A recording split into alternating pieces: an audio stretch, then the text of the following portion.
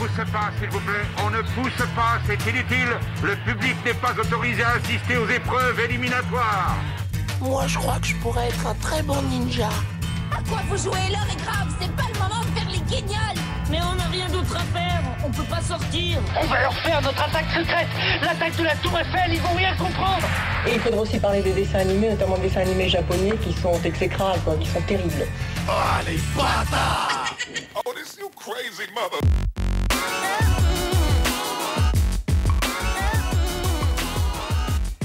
Bonjour à toutes et à tous et merci d'être ici dans la 5e de couve à l'écoute pendant vos vacances, pendant nos vacances, parce qu'on est un petit peu parti. Comment ça t'es en vacances? Ouais, qui est en vacances là? Mais moi, je suis en vacances là. Ouais, Regarde, je lève la main et je vote. Quoi toi? Non, et je suis en vacances. Non, moi je suis en vacances sans enfants, moi. Enfin, si, avec les enfants des autres. Pourquoi j'ai fait ça? Quelle drôle d'idée. Bref, souhaitez-moi bonne chance. Bonne chance. Nous sommes quand même là pendant nos vacances, pendant vos vacances, parce qu'on n'allait pas vous laisser tout seul une semaine sans émission ou avec une vieille rediffusion, non mais n'importe quoi. Donc avant de parler de plus tôt la semaine prochaine, on a décidé de faire un truc qui coïncide parfaitement avec les vacances. Parce que qu'est-ce qu'on fait quand on part en vacances? On achète prend des magazines, le train et on achète ou l'avion et on achète Super Picsou géant des magazines. Et donc on est allé dans un lieu où on fabrique un magazine. On est dans les bureaux d'Animeland. On voyage beaucoup cette année avec la 5e de couve. On est dans les bureaux d'Animeland parce que une nouvelle équipe a pris la direction du magazine. Un nouveau numéro est sorti, une sorte de renouveau pour Animeland. Et on a l'un des deux co-rédacteurs en chef du magazine avec nous, Bruno Delacruz. Salut Bruno.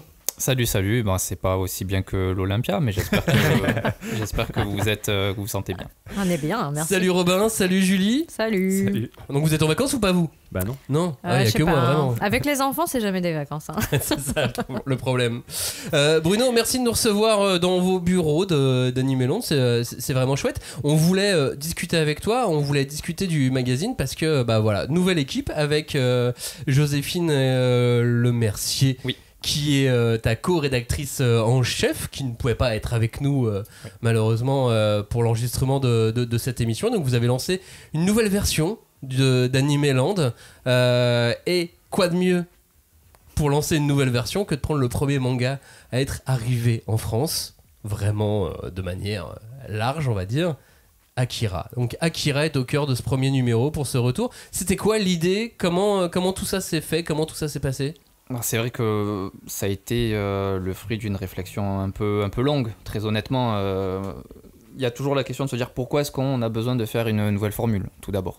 Donc on avait un rédacteur en chef, monsieur Sébastien Célimon, qui gérait le mag jusqu'à présent. Il y a eu une décision en interne et nous, on voulait proposer quelque chose d'un petit peu plus intemporel, en réalité. Donc notre volonté avec Joséphine, nous sommes les deux co-rédacteurs en chef du magazine, c'était de se dire, si je mets 15 € dans un magazine, puisque Animeland coûte 15 €, on sait que c'est très cher, très cher, surtout à une période où il y a de plus en plus de mangas qui sortent, et donc on préfère acheter un manga ou deux plutôt qu'un magazine, ça je peux l'entendre.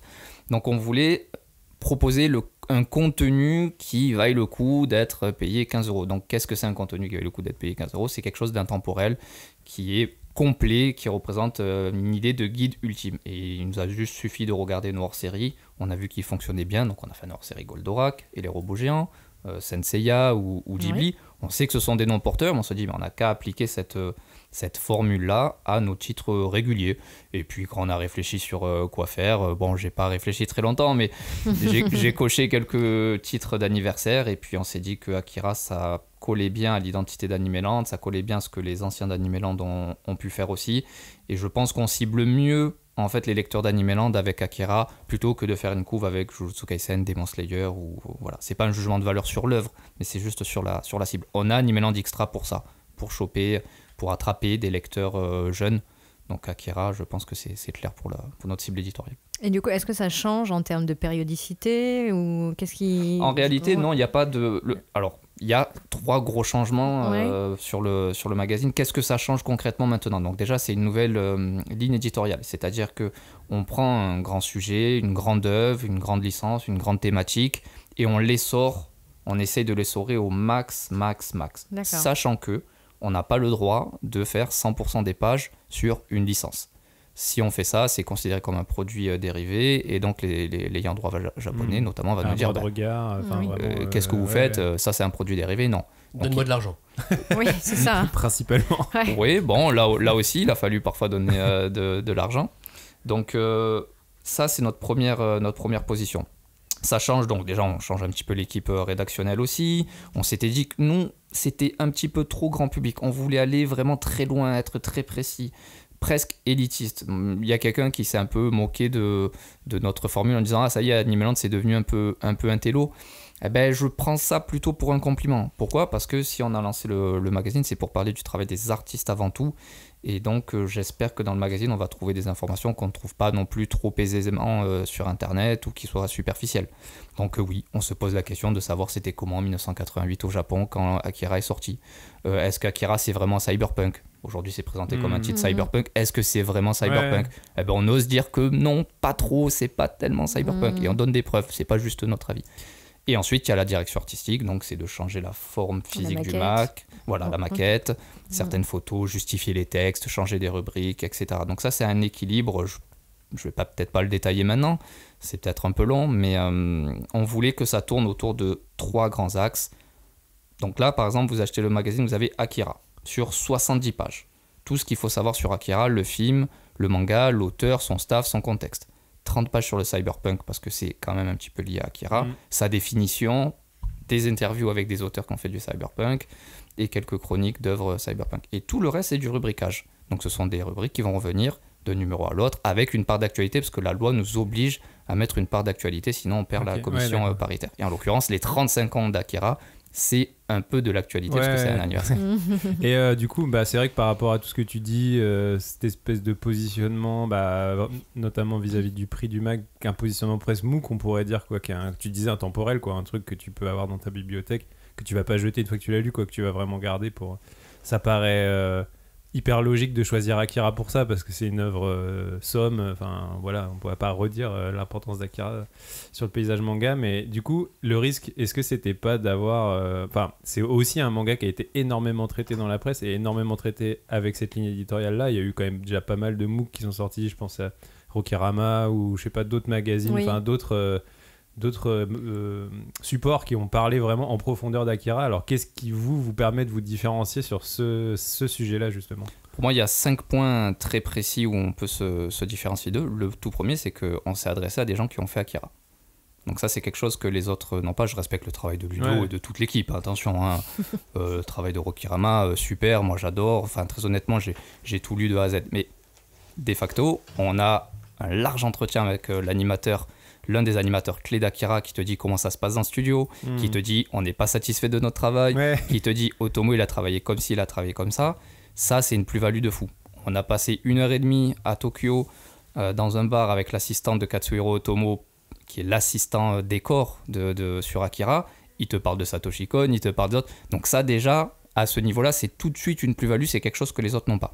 Pour le cyberpunk aussi, d'ailleurs, on a un entretien avec l'auteur-réalisateur d'Armitage, alors ça parlera aux plus vieux. Mais c'était une œuvre, je vois que Max sourit, mais c'est important parce qu'on voulait ce côté expérience. On s'est adressé à des gens qui ont de l'expérience, qui connaissent l'industrie, qui connaissent les difficultés de l'industrie. Donc voilà, ça déjà on apporte un plus. Le deuxième, c'est que quand on parle de Rokirama en l'occurrence, c'est très centré sur Akira. Sauf que nous, on parle aussi d'autre chose. C'est-à-dire que pour parfois comprendre ce qu'est Akira, il faut parler d'autres films. Du contexte, de l'époque. Exactement. En l'occurrence, la production d'Akira, si on te l'explique comme ça, tel quel, mais que tu n'as pas de repère autre pour te dire « Ah, mais en fait, on fait des films comme ça, et Akira fait un film différemment. » Donc ça, déjà, je pense que c'est aussi assez différent. Autre point, c'est juste sur le côté manga. Rokirama fait quelque chose de très complet. Bon, je reste sur Rokirama. Peut-être que non, mais parce que c'est un des exemples les plus frais qui me vient en tête. Moi, je sais pas, j'avais un autre magazine en tête aussi. Je te le montre parce que je l'ai sous la main. Celui dont on peut prononcer le nom. Atom qui, pour moi, était déjà, s'était avancé sur cette espèce d'un peu, de tirer vers le haut le manga qui pendant très longtemps et quand même encore aujourd'hui présenté comme une espèce de produit culturel, on va dire, vraiment très populaire et accessible au plus grand nombre, quoi. Et alors que là, que ça soit Atom ou les Animeland, nouvelle formule, je sais pas comment tu prononces, Shin Animeland. Shin Animeland. Néo Animeland. Voilà, ce serait bien Néo. Mais oui, il y a une volonté vraiment d'aller sur quelque chose de vraiment qualitatif, quoi. En réalité, Atom, pareil, j'adore, mais il y a un exemplaire devant les yeux, donc c'est qu'on suit beaucoup avec Joséphine, mais le papa d'Atom, ça reste malgré tout selon moi Animeland. Dans le sens où il y avait des gens au Japon pour Animeland et pas qu'une seule personne. On a rencontré des gens là-bas, on a rencontré des éditeurs là-bas. On a fait, je dis on parce que je fais partie du truc, mais je pense à mes aînés, je pense à Monsieur Naumann, je pense à d'autres gens qui ont fait ça avant tout le monde. Donc, parce que c'est ça qui est important et qu'on n'a pas encore précisé. On parle d'Animeland comme si tout le monde connaissait Animeland. Exactement. Alors je pense que tout le monde connaît Animeland en fait. Ou au on moins, en a entendu parler. Les lecteurs de manga, au moins de nom, parce que c'est le premier magazine à parler de pop culture japonaise, d'animé, de manga en France. Ça fait combien d'années ? 32. 32 ans. Je veux dire, certains auditeurs de cette émission n'étaient pas nés que Animeland existait déjà. Juste pour moi, c'est l'exemple que je sors à chaque fois. On achetait Animeland pour savoir quand est-ce que le prochain tome de Dragon Ball allait sortir. Juste pour vous mettre ça en tête, pour vous dire à quel point c'est une autre époque. Moi, au collège, je l'achetais parce que j'avais trouvé la première fois, je pense qu'un des Animeland qui m'avait le plus marqué, c'est la signification des noms dans Dragon Ball Z. Dans l'animé, enfin dans Dragon Ball même tout court. mais donc du coup, on était quand même beaucoup plus sur l'animé. Et donc en plus, il y avait des trucs en avance et tout. Ça nous révélait des choses qu'aujourd'hui on a sur Internet, bien évidemment. Mais voilà, à cette époque, c'était ça aussi, Animeland. Donc voilà, c'est le papa de tous les magazines pop culturels sur la pop culture Japon en France, quoi. On a vraiment gardé avec Joséphine. Alors nous, on est des enfants d'Animeland et on est devenus fans d'Animeland. On a voulu travailler pour Animeland. Donc... Vous étiez même pas nés, tu vois, à l'époque. Alors moi, je venais de naître. Je suis de 87. Effectivement, Joséphine, non. Mais en fait, on a vraiment gardé ça en tête parce que très honnêtement, si on parle très franchement, si on veut faire de l'argent, on fait rien valider. On met Goku, Miyazaki, Demon Slayer en couve. Sacha, n'oublie pas Sacha et Pikachu. Pikachu.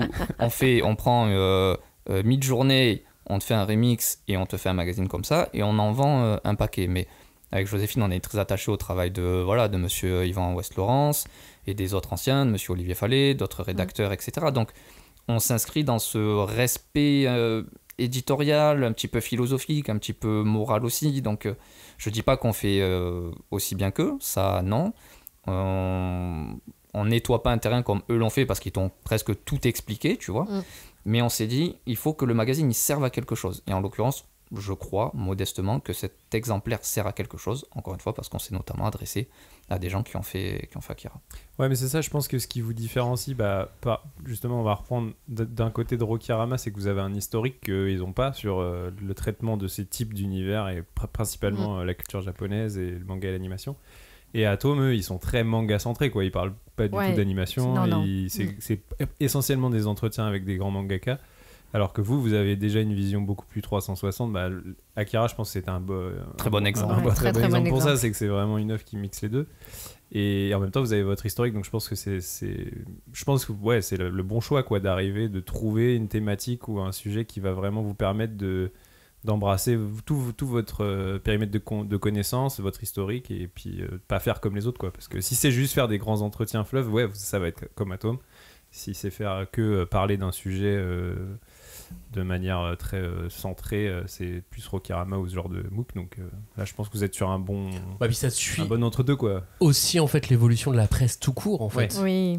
C'est pas que la presse manga animation, parce que effectivement, moi j'ai des souvenirs à l'époque d'Olivier, Vicky, Nicolas. Quand il y avait un article qui détruisait un manga dans Animeland, l'attachée de presse dans la maison d'édition, elle avait un post-it ou un mail direct du boss de la maison d'édition en disant « C'est quoi ? Qu'est-ce que t'as fait ? Pourquoi il y a ça ? Je suis pour rien, je suis attaché de presse. C'est pas moi qui ai décidé. Appelle le journaliste tout de suite !» Et donc du coup, il y avait des appels comme ça, parce qu'on était vraiment dans l'actu, on était à une autre époque. Aujourd'hui, même si tu as envie de défoncer un manga dans le magazine, il n'y aurait même plus ça, il n'y aurait même plus tant d'impact. Il y a TikTok maintenant. faire ça. Non, mais il y aurait plus ce genre d'impact parce que la presse aussi a évolué. Oui. Et c'est même. Ce rôle-là, quoi. On n'a plus ce rôle-là, même Télérama ne fait plus vraiment ça, alors qu'à une époque, Télérama était aussi connu pour ça. Donc c'est aussi une évolution logique par rapport au marché, aux attentes qu'on a de ce qu'on trouve en kiosque. C'est une réflexion très intéressante parce que, pareil, dans ce respect un petit peu historique, je parlais des anciens, il y a notre histoire avec les éditeurs. Et j'ai pas grandi chez Animeland à l'époque où tout le monde, entre guillemets, se battait pour être dans Animeland, c'était parfois, de ce qu'on me raconte, certains étaient prêts à payer pour y être, payer des coûts, payer des machins, etc. Donc j'ai pas connu ça. Par contre, on a toujours cette espèce d'état d'esprit de se dire, on va essayer de soutenir les titres qui le méritent. On sait bien que les éditeurs n'ont plus besoin de nous pour vendre, le marché est devenu fou, même si en ce moment tout ça c'est un petit peu calmé.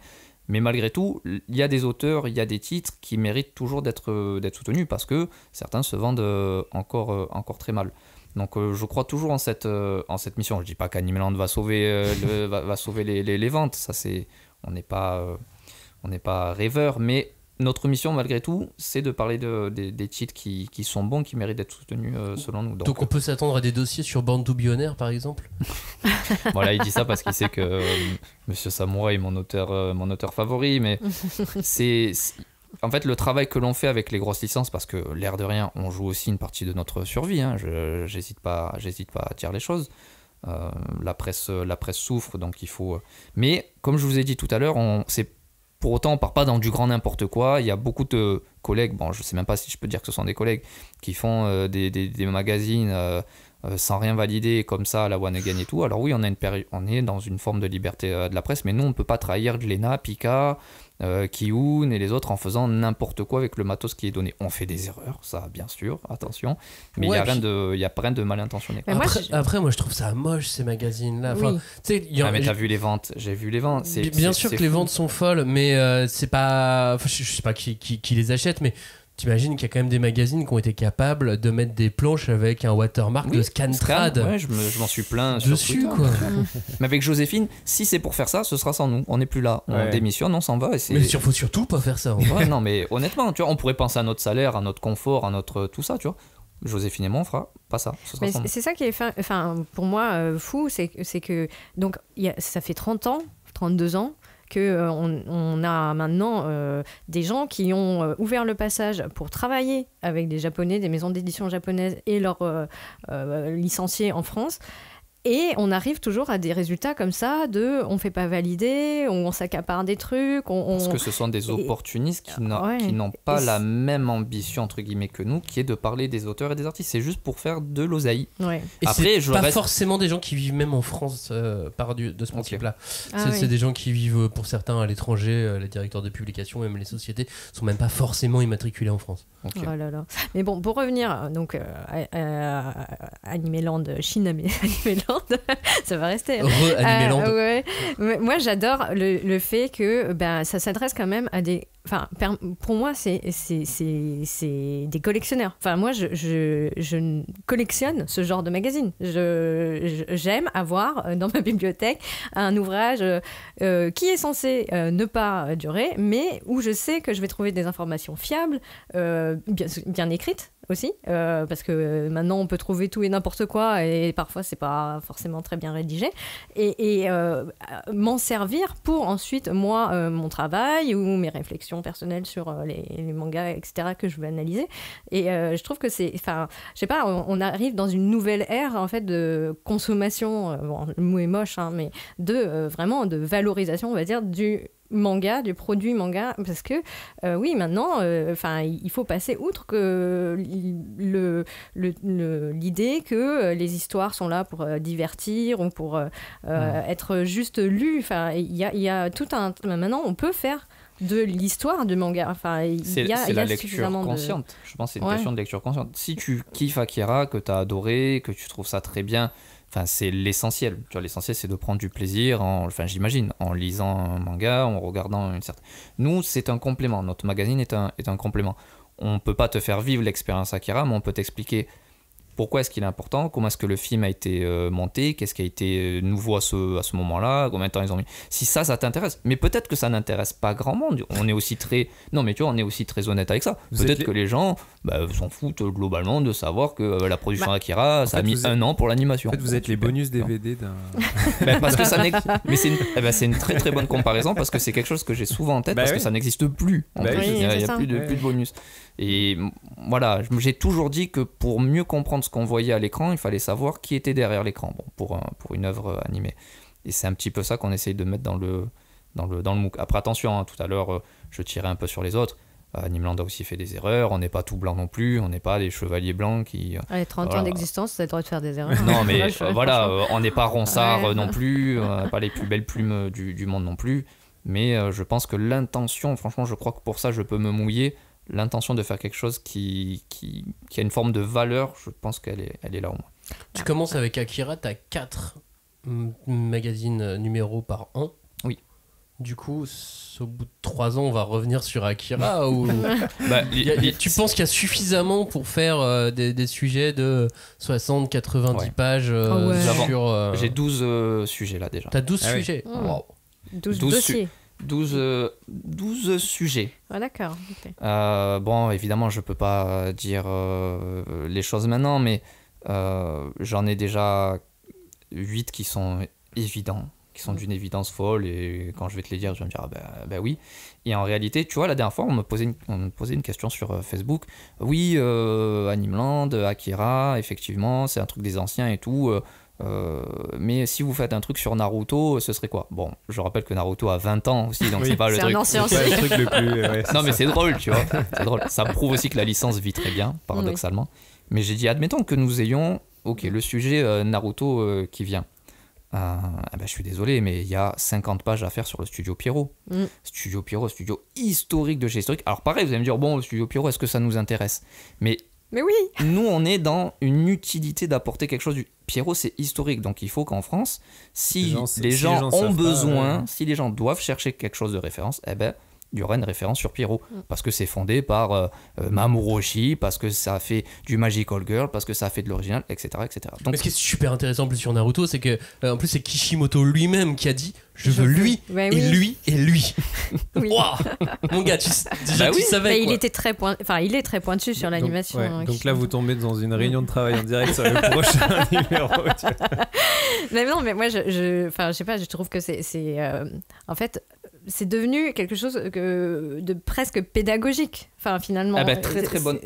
Moi, je suis content que tu le dises. Et en fait, je sais pas, parce que j'ai l'impression, depuis que moi je fréquente le milieu manga, on va dire, sachant que j'ai été un petit peu partout, sans jamais approfondir vraiment, mais j'ai vu comment on faisait les mangas papier, j'ai vu comment on faisait des plateformes pour des simulcasts, j'ai vu comment on faisait des festivals, bref.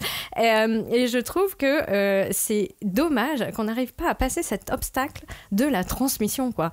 Il y a quand même une réticence du grand public à comprendre d'où vient ce qu'ils aiment. Mais ça, c'est à cause de TikTok. Non, mais on sait que c'est de la merde. Je pense que c'est parce que c'est une blague. C'est une culture qui est encore relativement jeune, tu vois, en France. Donc tu vois, on parle de 30 ans, 40 ans bientôt.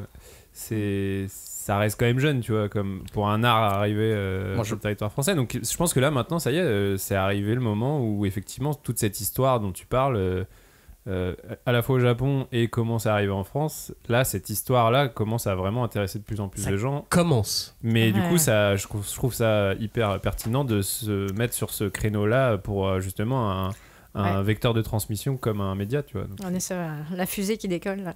je me souviendrai toujours quand j'ai été invité dans La Légende, l'émission dans La Légende, donc c'était sur Naruto, sur l'animé. Et en fait, vous regardez les commentaires, tout le monde me qualifie d'aigri, parce que je suis celui qui ne vient pas pour dire que Naruto c'est son animé préféré. J'adore Naruto, vraiment. C'est un enfant de mon manga préféré. Donc vraiment, moi j'adore Naruto. Mais ce n'est pas ma mission. Je ne suis pas là. Avec Joséphine, nous ne sommes pas là pour dire ce que l'on aime ou pas. On est là, on est habité d'une mission de donner un petit peu d'infos. On ne dit pas que ce sont les meilleures infos, que tout ce qu'on dit est vrai, mais pour apporter Faire raconter une histoire, quoi, quelque part. Mais aussi. même, donc en l'occurrence, moi, quand on me dit Naruto, c'est le nouveau Dragon Ball, ça a inventé ci, ça a inventé ça, ben non, historiquement, ça n'a pas inventé, parce que X, A, B et Z. Et du coup, tu passes pour quelqu'un d'aigri, parce que tu n'es pas dans cette vente d'émotions. Moi, je ne veux plus qu'Animeland, ce soit une petite fenêtre où le gars, ou la meuf, peu importe, vient écrire son petit coup de cœur sur son animé préféré. Ça, on ne veut plus. C'est fini. On veut, s'il faut parler d'une certaine série, c'est parce que... ça apporte quelque chose, parce que l'intérêt général, d'une certaine manière, même si j'abuse, le demande, tu vois. Terasawa qui meurt, il faut absolument expliquer qui est Terasawa, et pas faire sa chronique de Cobra en disant que quand on avait 7 ans, on regardait Cobra et qu'on était très heureux.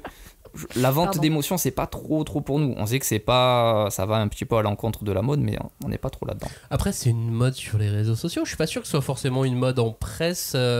Quand tu vois ce que fait, par exemple, dans les magazines qui fonctionnent bien, Society, SoFoot, ce genre de choses, on n'est pas forcément dans l'émotion. Mais dans c'est ce qu'on aime non plus. Nous, c'est ce qu'on aime. Voilà, alors. SoFoot, bon, je le lis depuis longtemps, il y a un ton, tu vois, c'est vraiment le ton SoFoot, l'humour SoFoot, etc. Ça, ok. Mais nous, lorsque l'on parle dans des émissions, lorsqu'on est invité ou on s'attend toujours à ce qu'on dise, alors c'est quoi ton animé préféré? Alors oui, il y a une part d'humanisation, je peux comprendre, c'est sympa, mais c'est pas notre mission sur le magazine.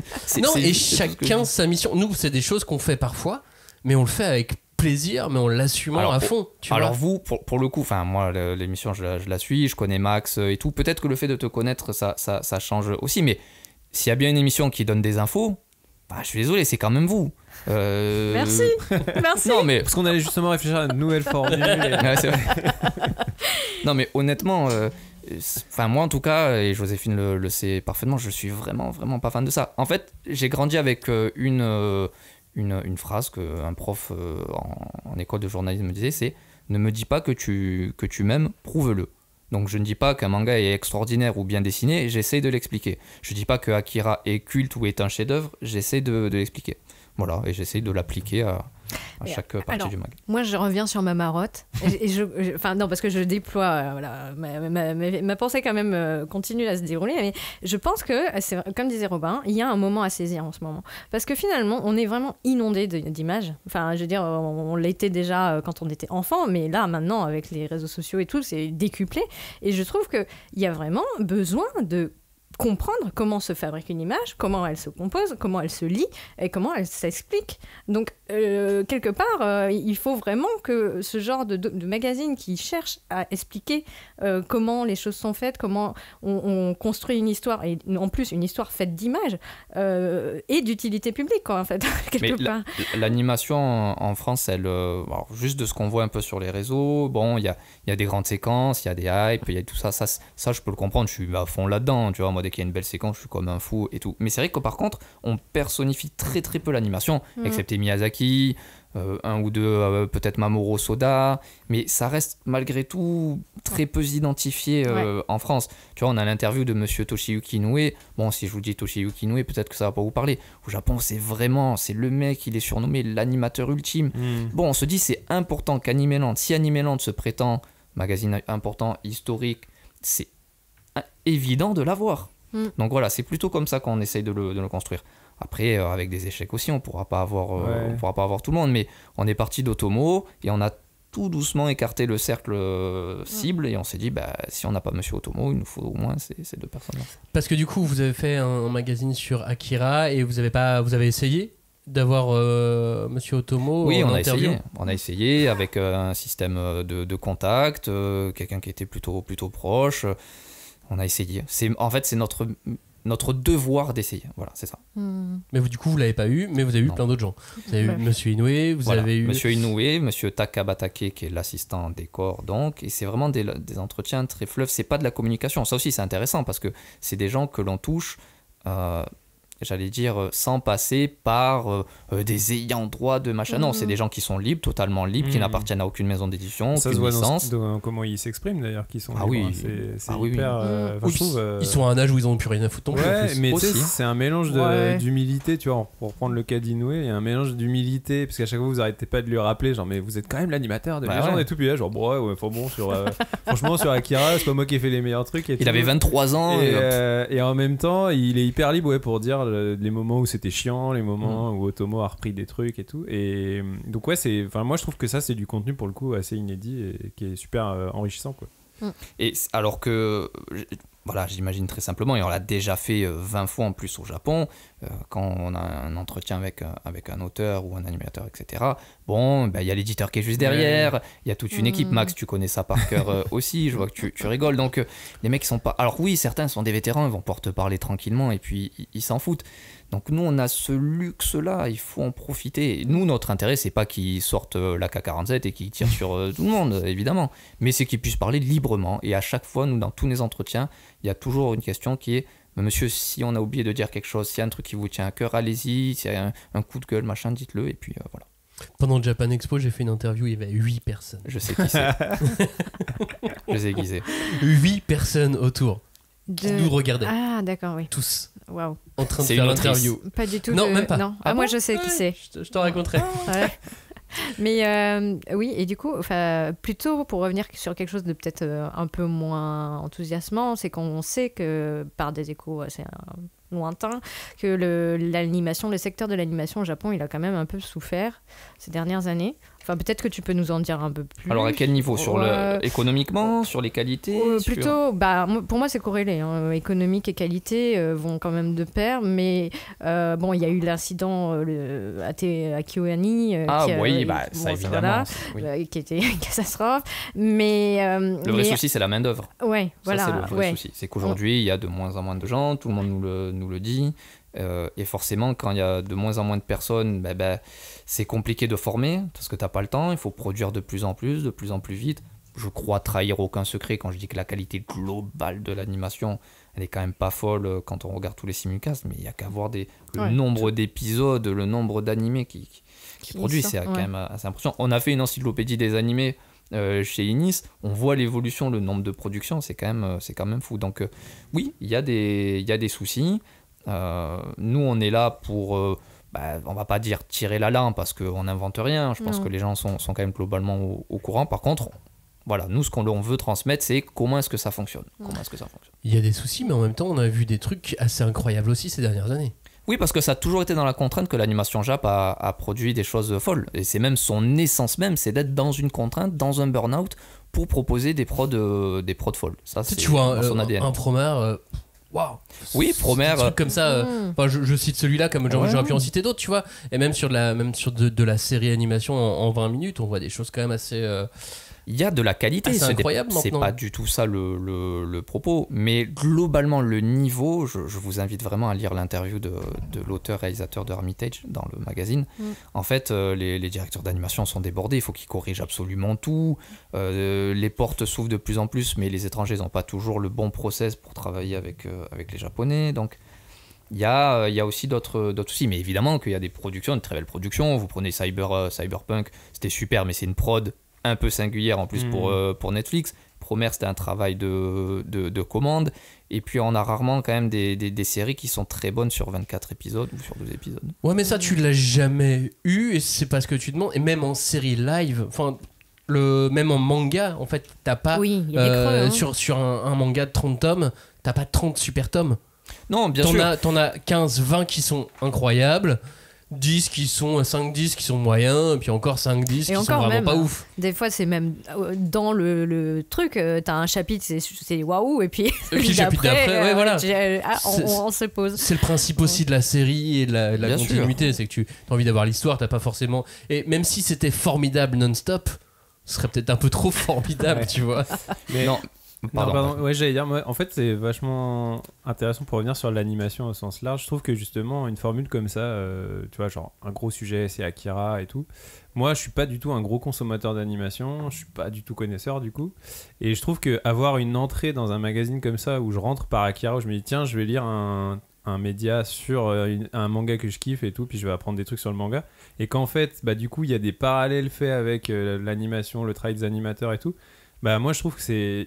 Bah, pour revenir sur ce truc de donner des connaissances, donner de la valeur à ton contenu, bah, pour amener quelqu'un justement qui va pas forcément être très connaisseur du sujet, mais qui par l'entrée de biais du manga va se dire tiens, bah là, j'apprends plein. Enfin, moi, en vrai, en lisant ton numéro...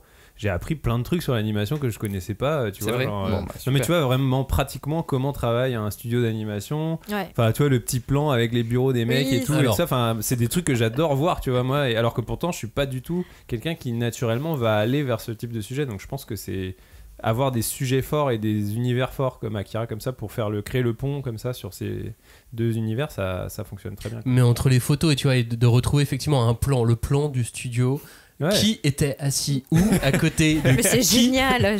Du coup, t'imagines qu'ils réalisent pendant qu'ils font Akira.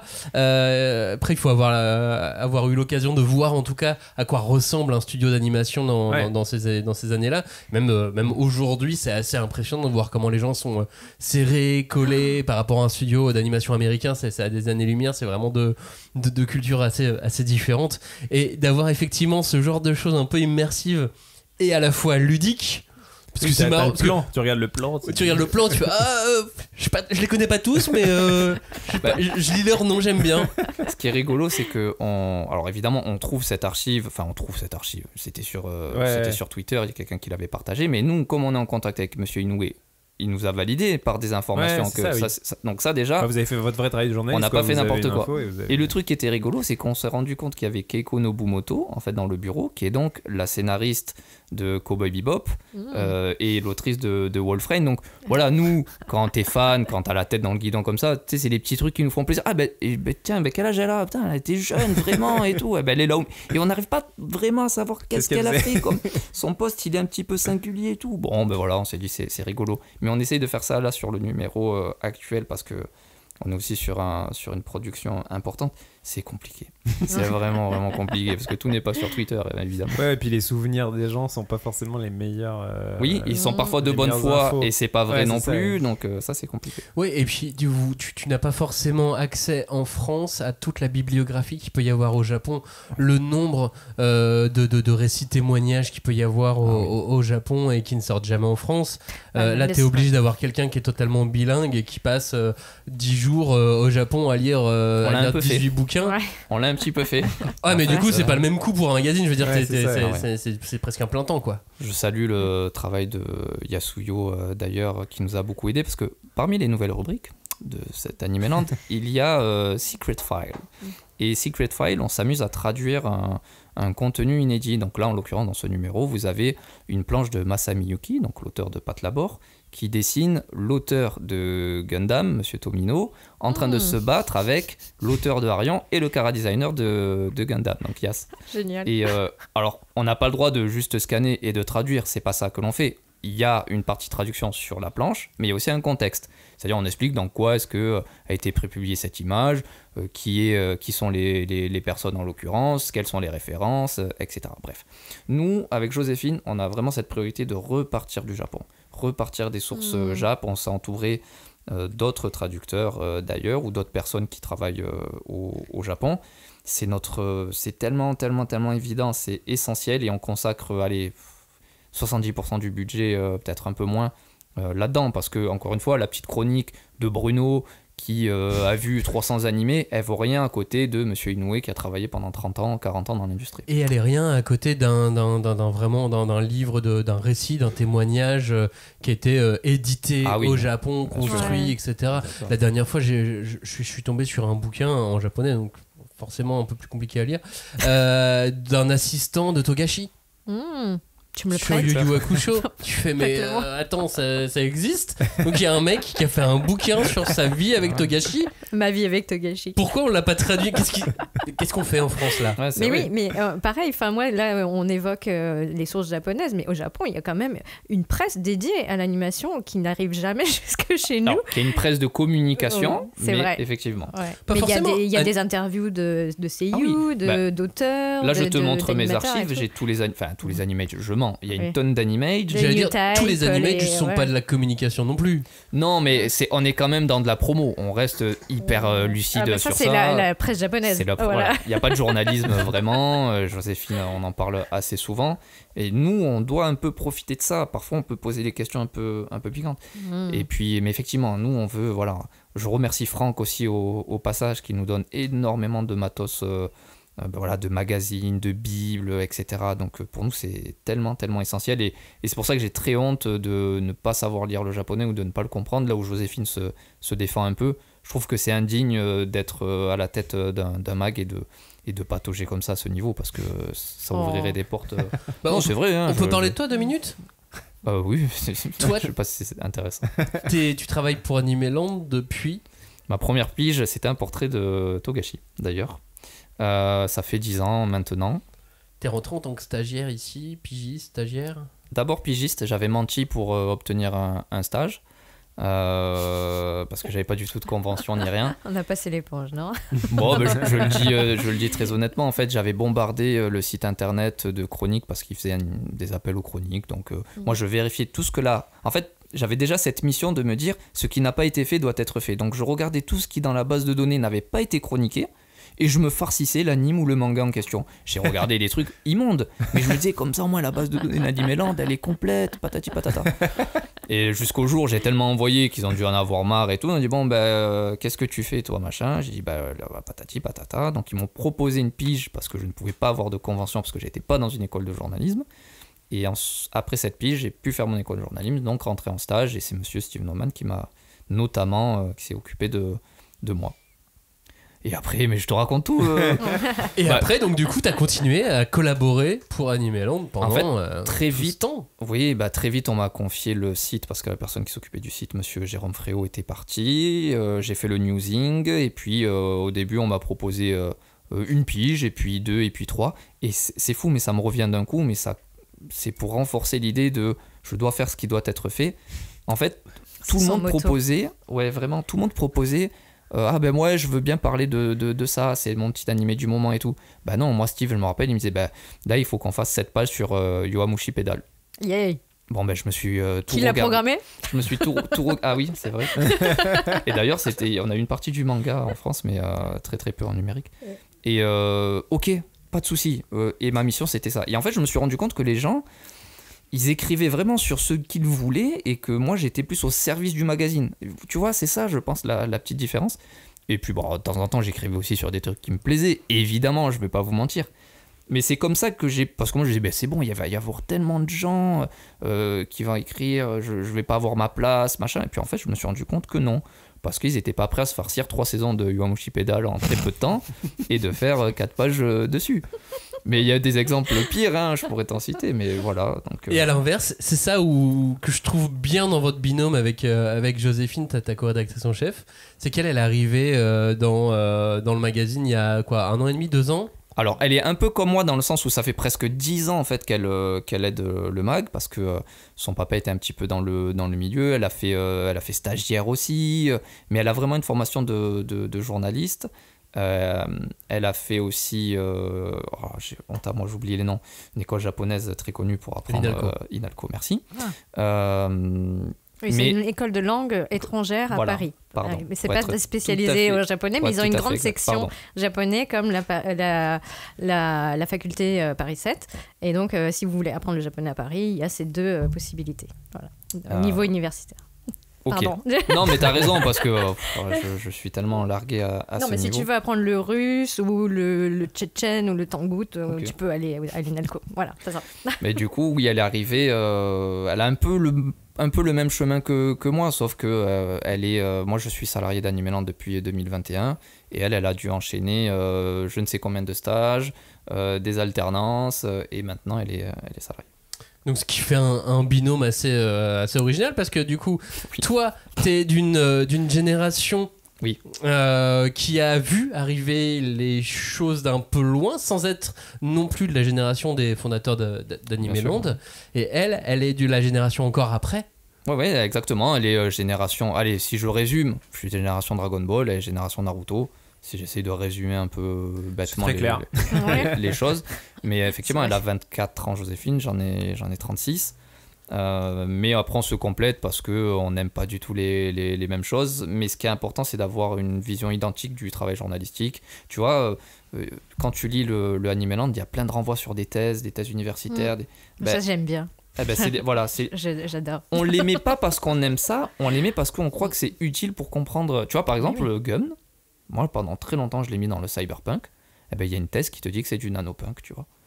Effectivement, j'ai relu Gun et j'ai commencé à... Effectivement, voilà, on a commencé... En plus, l'auteur te dit, moi, c'est pas du tout du cyberpunk, tu vois, Kishiro, il te le dit. Bon, mais pourtant, il y a certains points, c'est quand même du cyberpunk.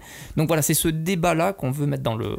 Sauf que ce qui est génial dans le manga, c'est que les joueurs sont tellement poreux, parce que si Gun, c'est en grande partie... Ça dépend quelle partie de Gun en plus du cyberpunk, parce que ça va cocher toutes les cases. Et le nanopunk... Pardon, mais c'est quand même un sous-genre du cyberpunk. Bien sûr.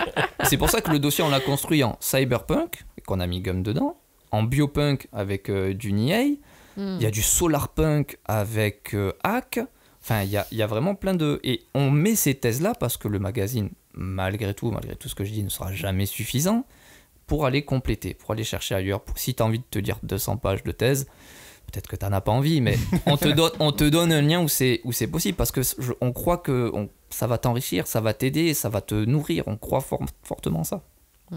Ça te permet de, encore une fois, de comprendre, en tout cas d'avoir des outils pour comprendre certaines choses, quoi. Parce que moi, ce que je veux dire, c'est, je pense qu'il y a de plus en plus de jeunes lecteurs, parce que moi j'ai 40 ans bientôt. N'oubliez pas. Mais donc, je veux dire, je trouve que il manque de culture. Enfin, c'est pas dégradant ou méprisant. C'est juste que pour s'approprier les choses, il y a des termes, le langage analytique existe et il est à votre disposition. Donc, saisissez-vous de ça pour mieux comprendre, mieux appréhender et mieux partager ce que vous aimez, quoi. Et puis il y a ça, c'est important, et puis surtout on se dit que notre parole ne vaut pas mieux que celle des autres. Donc si on trouve une thèse d'un professeur ou d'un journaliste ou d'un critique, on la glisse, et elle peut même venir d'Atom ou venir d'ailleurs. Combien de fois j'ai fait des renvois au travail de mes collègues. Nous, on s'autoproclame pas comme étant les meilleurs critiques ou les meilleures plumes autour du manga ou de l'animation. C'est pas ça l'idée, c'est de donner tous les ingrédients possibles pour bien comprendre un sujet. Et de couvrir donc l'animation et le manga, en l'occurrence pour Akira. Du coup, vous allez toujours essayer de trouver des trucs tellement cultes où il y a à chaque fois ces deux médias. Non, pas toujours, mais on se rend compte que en réalité c'est tellement lié. La production japonaise est une industrie à 360. Donc en vrai, sur les 12 titres, enfin les 12 sujets que j'ai, je me rends compte que c'est tout le temps lié. Tout fait pratiquement l'objet d'une adaptation, mais on ne sera pas toujours sur une œuvre, donc vous verrez plus tard. Parfois il y a des thématiques où on se dit c'est bien de les réunir ensemble, mais il y aura toujours un porte-drapeau, parce qu'il faut bien une couve, il faut un porte-drapeau. C'est vrai qu'Akira c'est un peu le sujet rêvé, parce que ça s'imbrique tellement dans le processus de production du manga, le film est arrivé, ça se répond, il n'y a aucune œuvre en vrai, il me semble, qui est à ce point en plus incarné par un auteur, tu vois. Il y a vraiment ce truc. Après il manque Hollywood, t'as la Trinité. Il manque Hollywood pour Akira. Oui, c'est vrai, mais ça va arriver visiblement, je ne sais pas. Même l'auteur il dessine pour que ses mangas soient presque cinématographiques. Donc il y avait une grande proximité comme ça, mais ce sera pas toujours. Ah oui, je l'ai pas dit, mais c'est quand même important. C'est que le dernier tiers, c'est effectivement un rubricage qui sera régulier. On a remis d'ailleurs un sujet Japon dans chaque numéro. Par exemple, dans le premier, c'est l'Ijime, le harcèlement scolaire au Japon. Donc, parce qu'on est joyeux et qu'on veut vraiment s'amuser. Avec Joséphine, on s'est dit, tiens, ça c'est fun et tout. Mais en vrai, c'est un très bon sujet, parce qu'on veut mettre des trucs important. Si y a le suicide, on mettra le suicide. Tu vois, on veut pas faire le harcèlement scolaire au Japon et mettre les 5 comédies scolaires les plus fun où le harcèlement il est un peu cool, tu vois. Non, il faut qu'on mette des vrais trucs. Et encore que il faut qu'on réactive certains contacts, qu'on parle à des Japonais tout simplement, tu vois, parce que nous on peut pas mieux parler que les Japonais. Moi je vous propose les 5 mangas de Hoshimi et Asano pour aller bien dans la vie. Alors tu sais que Bonu Punpun, moi c'est un des mangas qui me fait le plus rire. Donc je sais que les gens sont souvent surpris, mais moi l'oncle, c'est le gars, il me fait le plus rire, mais alors vraiment le plus rire du monde, il est tellement marrant. Mais je voulais dire. Mais Oshimi moins. Ah, Oshimi il fait rire aussi. Franchement, Oshimi, en vrai, mais lui, c'est Oshimi lui-même qui fait rire. Tu vois, lui, il fait vraiment rire. Ce que je voulais dire, c'est que ce que vous trouvez dans Akira et le cyberpunk, ça, ce sera quelque chose qui va toujours bouger. C'est-à-dire qu'on veut qu'à chaque fois, le magazine s'adapte au sujet suivant. Donc, si le prochain sujet, je dis n'importe quoi, c'est Food Wars, on va pas le scinder de la même manière en se disant en 2006, il y avait quoi au Japon? Non, à chaque fois, ce sera mouvant parce que tout ne se traite pas de la même manière, tout simplement. Oui, donc c'est pas figé. Ah non, ça bouge. Voilà. Ça bouge mais beaucoup. c'est bien, elle va être vivant. Oui. Un peu de chronique quand même. Enfin, il y a toujours une partie pour expliquer ce qui sort en ce moment. On est obligé, puis ça me permettait de parler de l'Habitant de l'Infini. Yay. C'est mon manga favori, cas où tu n'es pas au courant. Non, mais effectivement, en fait, on est obligé de mettre de l'actualité parce que sinon on perd la commission paritaire, on n'est plus considéré comme presse. Et puis tout simplement, moi j'ai remis, avec l'accord de Joséphine, la Mangatech dans le magazine parce que c'était quelque chose qui était enlevé dernièrement et je sais que les lecteurs aiment ça, c'est-à-dire en un petit coup d'œil, ben voilà, qu'est-ce qui est bien, qu'est-ce qui est pas bien, un petit repère très simple. Ça ne veut pas dire que les mangas que vous voyez aujourd'hui dans la Mangatech, admettons l'Habitant de l'Infini, ne sera pas traité très largement. Si après-demain on fait un sujet samouraï, l'Habitant de l'Infini aura 25 pages. Ça, c'est pas un souci. Mais on est obligé de rajouter un petit cahier. D'ailleurs, il y a un petit dossier sur la SF à la française avec Mars Express. Ça, c'est pour fermer très tranquillement Akira, Cyberpunk, SF, un peu en douceur. Parce que vous ne laissez pas tomber l'animation occidentale ? Non, ça fait partie de l'animation. Alors, on reste très Japon et je pense que plus que jamais, il faut bien expliquer. Mais Laserhawk sera dans le prochain, par exemple. Enfin, les prods de Bobby Peel sont toujours géniales de toute façon. Et non, on se ferme aucune porte. On est attiré avant tout par les talents et la qualité, donc il y en aura. Et le fait d'avoir maintenant de plus en plus d'animateurs français qui travaillent au Japon, c'est une facilité ou c'est quelque chose vers lequel tu n'as pas spécialement envie d'aller parce que ils sont déjà très communicants et ils sont déjà très fiers de faire ce travail et ils ont déjà envie très facilement de transmettre ce qu'ils font et ce qu'ils vivent au Japon, donc il n'y a pas besoin de revenir dessus puisque c'est fait ailleurs. En fait, je réfléchis pas vraiment comme ça. Alors, on l'a déjà eu fait, évidemment, et depuis très très très très longtemps. Hein, lorsque Monsieur Ancinas, animateur français chez Ghibli, y était, il nous avait accordé beaucoup d'entretiens.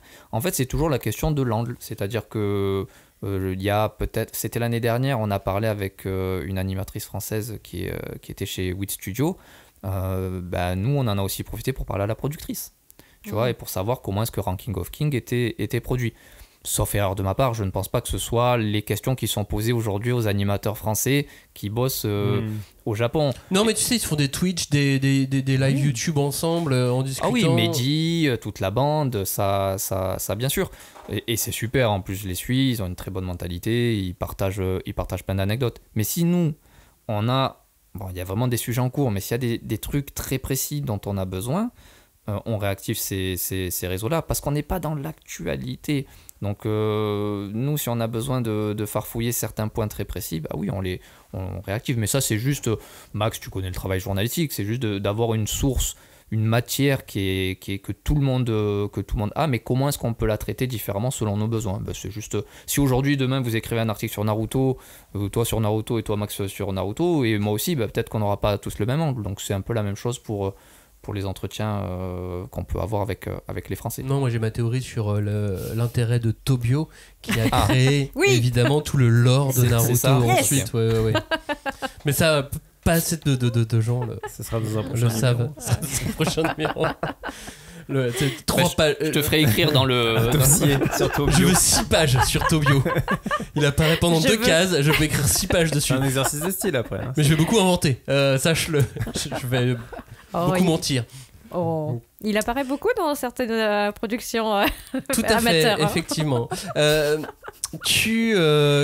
Comment vous êtes accueillis aujourd'hui en 2023 quand tu es un ancien magazine avec ses casseroles et ses réussites au Japon aujourd'hui? Ça dépend, il y en a qui nous identifient assez vite, parfois pour des raisons un peu surprenantes. Par exemple, ils se souviennent que Fruit Basket avait remporté l'Animeland Grand Prix. Donc il nous envoie un message en disant est-ce que vous pouvez sous-titrer notre bande-annonce du prochain animé qui sera annoncé dans 3 mois. Bon, parfois tu as un truc comme ça. Certains se rappellent, alors là je parle des dirigeants, mais ah oui, effectivement, c'est le magazine français qui nous avait demandé telle interview, ah oui, c'est le magazine français qui nous avait suivi pour ça. Moi, ce qui me fait vraiment plaisir en réalité, c'est quand je vois monsieur Mamoru Soda et que tout de suite, il se souvient que le magazine, on était là depuis ses débuts, monsieur Shinkai aussi, qui ça lui disait quelque chose, on montrait les anciennes. Ça, là, c'est là où je pense qu'on a gagné. Après, très honnêtement, vous connaissez mieux la chose que moi. Des éditeurs, ça change. Donc, le gars qui s'occupait de gérer la presse à l'étranger, qui voyait le nom d'Animeland, s'il est plus là, bah, que le remplaçant ou la remplaçante arrive, il faut démarrer un petit peu de zéro. Et puis certains sont toujours méfiants parce que les collègues font parfois le boulot pas trop comme il faut, ou que parfois nous avons fait des erreurs nous-mêmes. Et donc dans ce cas-là, il faut être donc c'est très variable. Oui, c'est très variable. On a fait des erreurs aussi, un copyright mal placé, un truc qui va pas, ça arrive aussi. Et sur la venue en France de tous ces artistes maintenant, est-ce que vous avez autant accès qu'avant? Non, c'est fini. Un Shinkai, un Osoda, un Isayama? Parce que tu vois, par exemple, Isayama, il vient en janvier en France. Non, il fait France Inter, la grande librairie sur France 5, et c'est à peu près tout, quoi. C'était aussi. Enfin, je pense qu'il il a le droit de s'adresser à ses lecteurs. Ça, c'est fini. Il a le droit de s'adresser à ses lecteurs fans. Je veux dire, ses lecteurs, je suis pas sûr que la plupart des lecteurs de l'Attaque des Titans soient auditeurs de France Inter ou téléspectateurs de la grande librairie. Je pense que les lecteurs d'Isayama sont ailleurs. Oui. Et ils sont notamment avec Animeland ou d'autres. Oui, mais ils sont pas forcément devant la grande librairie ou France Inter. Ils sont sur les TikTok. Alors ils vont y aller. Ils vont y aller exceptionnellement, mais ils vont même presque être déçus finalement de l'homme alors qu'il avait l'air d'avoir beaucoup de choses à dire. En fait, on a un sentiment qui est assez bizarre sur ce sujet. On essaye toujours de se dire quel est l'intérêt principal. L'intérêt principal pour l'éditeur, pour le manga ou pour l'auteur. Tu vois, on se pose cette question-là. Nous, si on a, admettons, on parle de monsieur Isayama. Donc là, on parle de monsieur Isayama, il vient, c'est génial. Évidemment, on aurait rêvé l'avoir. Nous sommes un petit média. Mais l'avoir 1 heure, tu vas pas l'avoir 10 minutes. Alors, j'allais y venir parce que nous, on est un petit média indépendant. Si jamais on nous trouve un slot, il sera ridicule. En 15 minutes, que veux-tu dire à monsieur Isayama? Rien. Donc on se dit, ça va plus desservir. Si c'est juste pour dire on a eu monsieur Isayama, c'est pas terrible. Nous, ce qu'on veut, c'est le résultat. Donc on se dit, bon, bah tant pis, ça se fera sans nous. Alors ensuite, oui, il va dans des médias, enfin en tout cas on lui demande d'aller dans des grands médias parce que ça a des portées et tout. Il y a des bonnes questions aussi, hein. Je ne dis pas que Animeland c'est les rois des questions et les autres sont bidons. Non, au contraire, c'est même assez intéressant de voir quel genre de questions sont posées dans ce genre de... Mais effectivement, pour le coup, il nous manque, je pense qu'il manque une strate un petit peu plus poussée. Bah, on peut pas aller aussi loin. Ouais. Voilà, et du coup c'est dommage d'avoir monsieur Isayama et de ne pas toucher à cette strate, certes... pas sur 1 heure, mais d'aller quand même à un moment donné, d'aller titiller très loin et de ne pas lui demander est-ce que vous dessinez, comment est-ce que vous dessinez, ou ce genre de choses. Mais on ne pense pas à l'intérêt d'Animeland, on pense à l'intérêt avant tout de l'œuvre et de l'auteur, en fait, c'est ça. Mais du coup, tout à l'heure, tu avais l'air de dire que quand même, c'est différent maintenant, qu'il y a moins d'accès moins d'accès. auteurs. Bah oui, à partir du moment où... je rappelle quand même qu'Animeland... a accompagné de très très très très près la venue de gens comme Monsieur Takahata, etc. et d'autres noms historiques. Aujourd'hui, on ne fait plus appel à nous. Alors les anciens sont aussi ailleurs et parfois travaillent dans des maisons d'édition ou chez des plateformes de VOD. Mais non, on n'a plus le même poids, c'est plus les mêmes tirages, c'est plus les mêmes ventes. Donc moi, c'est vrai que ça me fait toujours un peu de peine de voir qu'on travaille avec un éditeur toute l'année sur des titres qui sont un peu en souffrance ou qui sont pas mis en avant dans d'autres grands médias, et puis dès qu'il y a un nom qui vient, on nous écarte un peu. Alors ils nous écartent pas volontairement, on se doute bien qu'au-dessus on leur demande d'avoir des gros médias, etc. Ça, on n'est pas bête, mais ça fait toujours un petit pincement de se dire c'est dommage parce qu'on vous suit toute l'année, et puis, mais bon, on le comprend, on l'accepte. Du coup, votre solution, même si d'un point de vue budget c'est compliqué, c'est carrément d'aller au Japon voir les auteurs en question. C'est là où en fait vous allez à plus avoir une possibilité de trouver une fenêtre, un truc. Je pense que c'est ce que fait Atom quelque part aussi pour ses très longs entretiens. Non, parce que alors oui, ils vont au Japon, mais ce sont des demandes à chaque fois officielles. C'est-à-dire que tu dis quand même à l'éditeur, bonjour, on va faire ci, on va faire ça, est-ce que vous acceptez? Alors eux, ils se sont ouverts plein de portes, etc. et c'est génial, hein, franchement, les entretiens, moi, je les adore. Mais nous, pour Monsieur Inoue, c'est humain. On l'a rencontré humainement, directement. C'est ce contact-là qui nous a permis de faire l'entretien. Monsieur Takabatake, pareil. Quelques échanges, et Manu a pu le rencontrer dans un bar très content. Donc, ce que je veux dire, c'est sûr que sur la venue d'un auteur en France, dans le cas d'un événement particulier, c'est tellement... Certains nous disent oui, attention, j'imagine. Mais 15 minutes avec Monsieur Ojo, qu'est-ce que tu veux que je dise à Monsieur Ojo? T'as pas le temps, mais parce que c'est tellement... Moi, je veux refuser. Hein. Je suis à un point où je ne fais plus d'entretien de 15 minutes, je fais du verbatim. Monsieur Ojo, je suis désolé, je peux pas couvrir toute votre carrière. On fait tel et tel sujet. Est-ce que vous voulez vous adresser, est-ce que vous voulez évoquer ce sujet? Oui. Et en fait, ça dépasse même le petit monde, le petit microcosme du manga et de l'animation japonaise en France, parce que en fait, on arrive à un stade où le journalisme a une considération en France ou dans d'autres pays qui est assez particulière. Et on en oublie que le journaliste représente ses lecteurs, ses auditeurs.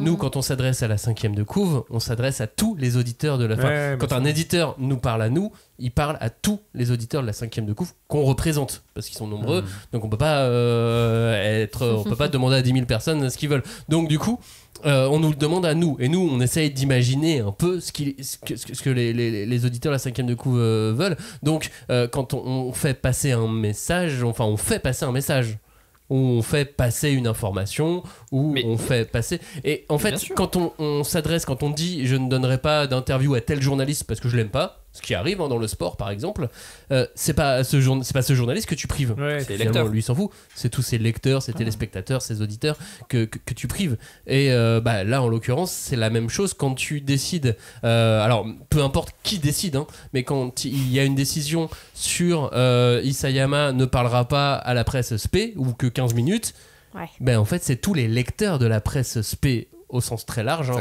pas à presse que écrite, qui seront privés de Isayama. C'est quand même fou de ne pas avoir eu de temps en temps et proposer une table ronde. Je dis pas que c'est la meilleure des solutions, mais c'est pas si mal que ça. C'est un bon compromis, au moins de réunir 5-6 médias. Voilà, alors aujourd'hui, ça aussi peut-être qu'on peut le dire Max, mais dorénavant, des interviews, il faut envoyer les questions avant, elles sont checkées, là, faut pas poser ci, faut pas poser ça.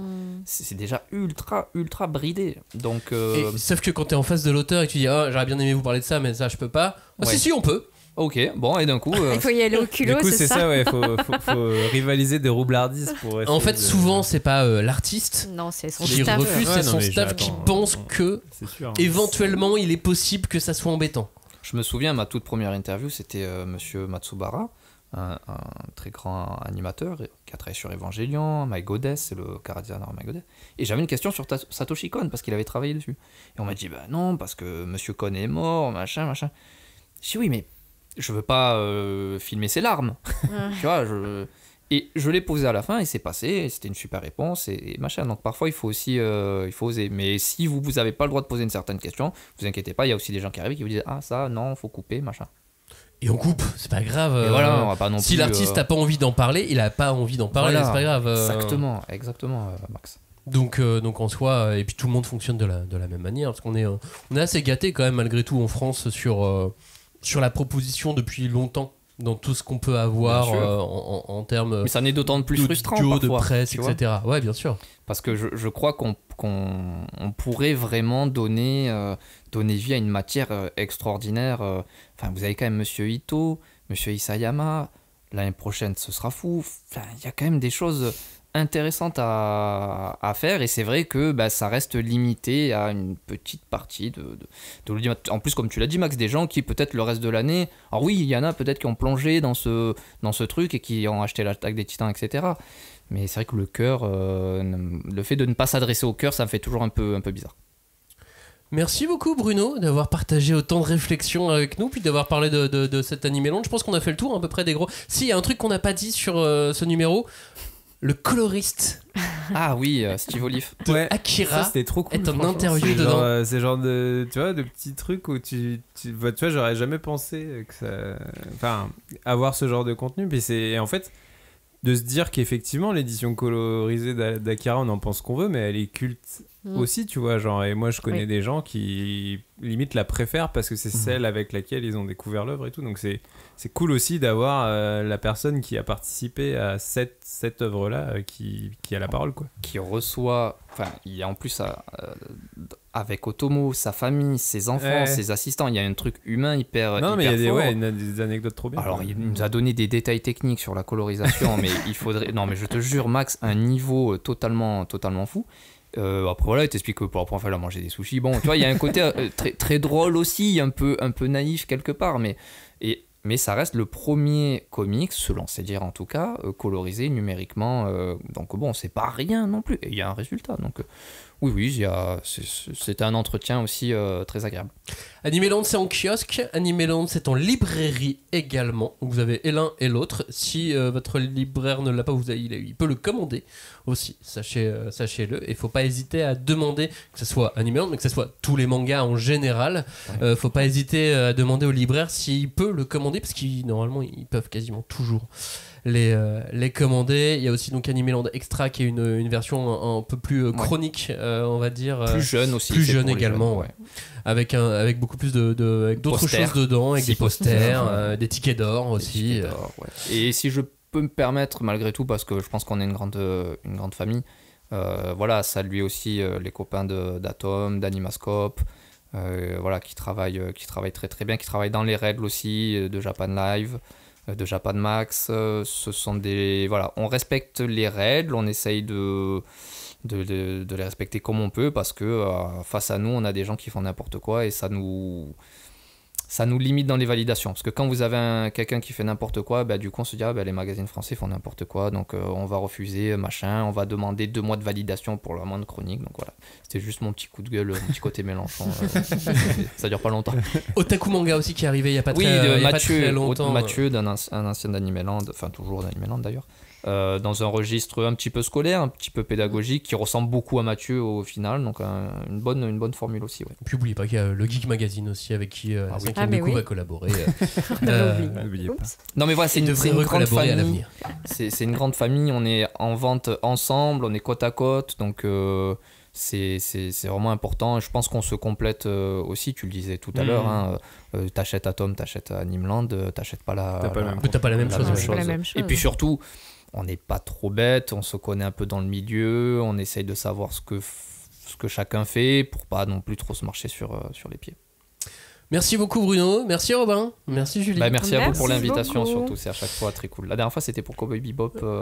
C'était pour Cowboy Bebop et Dragon Ball le film aussi. C'est Dragon Ball le Broly. film, le Broly. Avec, oui c'est vrai. Ah oui, c'était... Ça remonte à il y a quelques années effectivement, la 5e de couve sur Dragon Ball Broly. Entre temps il y a eu Dragon Ball GT 2. Merci de nous avoir écoutés, donc passez de bonnes vacances si vous êtes en vacances, et puis on se dit à la semaine prochaine pour parler de Pluto. Salut, ciao. Merci.